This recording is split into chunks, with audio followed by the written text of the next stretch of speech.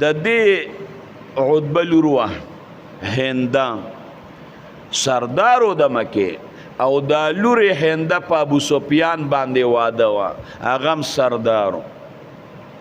نو چې کله د احد جنگ جوړ شو نو د احد په جنگ کې د هندې خپل غلام ته ویلي وحشي ته رضی الله عنه ته وی کتا حمزه رضی الله عنه شهید که او هغه دې مړ که نو زه به دې ازادوم.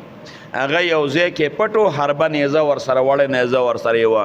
حمزه رضی الله عنه د احد په مابین کې یو کافر نه سر وخه بل کافر نه سر وخه هغه پې د لرې نه په نیزه باندې ګزار وکړه نیزه پکې وردن نه شوه او پورې را پورې وتې وته په وحشي باندې ور حمله شو خو نیزه پکې ورننوتې وه را پرېوت.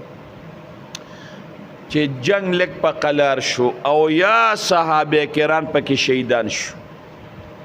کافرانو د بعض صحابو مسله وکړه